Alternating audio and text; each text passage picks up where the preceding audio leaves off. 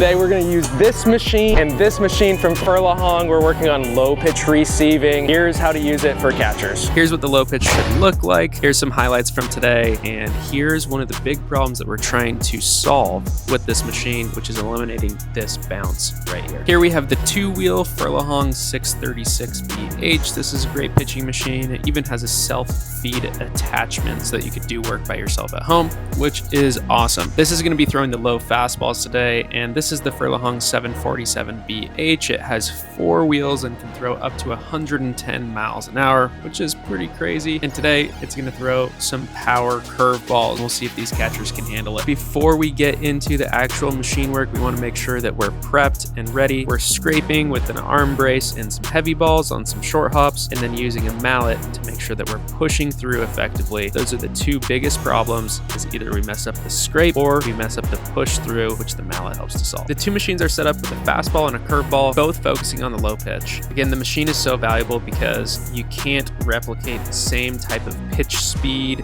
and spin that you'll see in a game unless you have a machine. And the machine is actually way more accurate, allowing catchers to get specific reps on specific pitches every time that the ball is placed in. Up first, we have Dakota, and you can see at the beginning, all we're trying to do is just get comfortable. The machine can be a little scary at first, and so we're getting comfortable. Once he's comfortable, then we're gonna start presetting his angle on this low and outside curveball so that we catch it back to the zone. The reason why we do this is because we wanna catch the ball in a straight line back to the center, back to our chin. You can see he gets it right here. We're so excited, and he's gonna get it again. Now, I want you to look at 2 bad examples and then 2 good examples again. You can see how much cleaner and smoother it looks. One of the most important things about a machine is that it can repeat the same pitch over and over. You know that it's gonna curve, so you can look at it and trust that even though it looks like it's coming at your face, it's gonna end up down by the ground, and then you can actually work on that pitch. And like I said, on a curveball, one of the biggest things is that your eyes tell you that it's gonna be up, because if it was a fastball, it would be high, but it's gonna end up down by your knee. At least that's how we have it set up with this machine. As we fast forward to some more advanced receiving, Dakota got the outside pitch. Now we're working on a misfire. So what happens when you call an outside pitch, but they throw it inside? Well, we need to scrape on the ground and catch it up and back to the middle. Okay, next up is Ty. He's awesome. You can see he bounces his glove pretty hard right here.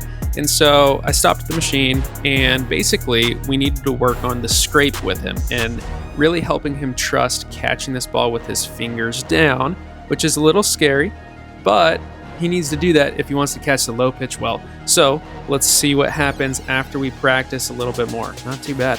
Good work, Ty. Here's a quick shout out for Diego. He's been working super hard, and you can see that low pitch looks super smooth with him. All right, next up is Declan, and you can see we're kind of bouncing that low pitch and getting early extension. So I come over, we stop the machine, and the thing that I'm trying to help him feel is to be more aggressive through that push. He's actually in some okay mechanical spots, but is not that aggressive, and it's beating it. So after we work on being more aggressive, check out his improvement here, pushing through that ball. Here's an example of needing to finish a little flatter with the glove. This is the perfect situation to use the mallet drill. Here, Sawyer's hips are shooting to the side. What we want to do is get his left knee out to stabilize it, and maybe even hold his hips as that pitch is coming. That leads us right into Kayla's, where she's not really shooting her hips, but her head is moving over to that left side on that down and in pitch. So what we're trying to do is keep her head quiet and let her glove work to the side. You can see I come in and say to keep your head quiet right here, and she frames it perfectly. She wants to play at LSU.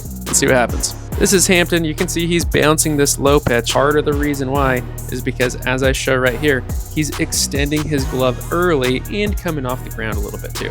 And so he's getting to early extension, which is a problem. That's why we want to hold that scrape and use the elbow brace. And he's working to make adjustments, but he's probably going to need a little more time. What all of you guys need is you need about 30 minutes straight of you getting balls off the machine. There's nothing that replaces the machine for catchers. There's not a better tool that you can have. So we got you some reps, but really you need to spend like 30 minutes, ideally a day, working on this stuff. Hopefully you should have a really good idea of what you need to work on now. There's a lot of different things, right? Like for you, Dakota, it's getting not here, but finishing flat, right? We would do that with the mallet. For you, Diego, it's getting through and pushing through, which is with that mallet, with that heavy ball, right deck. When you get the elbow up, instead of getting it here, dude, it looks amazing, right? So you guys should have an idea of what you need to do for you specifically. And now you just need to go get a ton of reps and video it and look at it. Great question. What pitches should you work on with the machine? I would work on a fastball, and I would set up a curveball just like this. Another really good drill, I'm probably gonna do this for the younger guys. Jose Trevino did this, is he would basically, he would like set up the machine in the far corner of the cage and be all the way over here and would launch a lobbed curveball, because his issue was he would come up too soon. So he's like, okay, I'm just gonna force myself to stay down. So he would throw like a really high curveball and he'd just wait, and then go. Because he would go a little early. So I'd say fastball, curveball, anything that you'd catch in a game would be great. You go righty, you can go lefty. If you want more receiving drills, watch this. Or if you want to see us test the pitching machine in this video, check out this video. I'm Coach Bougie. We'll catch you later.